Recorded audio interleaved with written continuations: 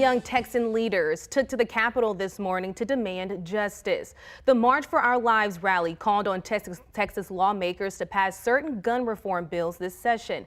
KVUE's Malia Masamoto was at the Capitol today to tell us what it was like. Hi, Darnisha. There was a lot of emotion here this morning at the Capitol from families of victims of gun violence and young leaders with March for Our Lives. Today, they're calling on the Texas government to make changes this legislative session. Enough is enough. Enough is enough. 5 years since the Parkland shooting, March for Our Lives continues to advocate for change.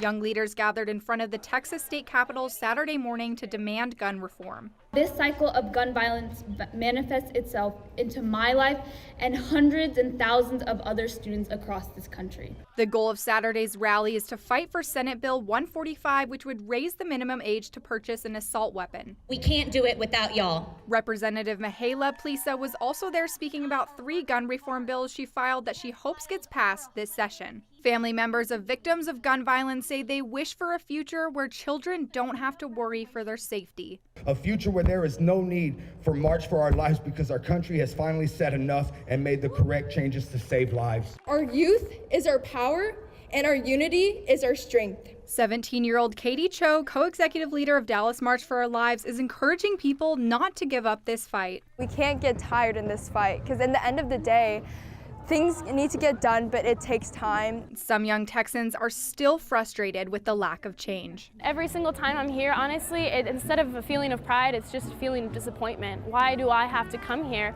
since I was a young kid and seeing all these people of different age ranges having to come here constantly year after year and no change is made. But they're not giving up their fight for justice. Not one more!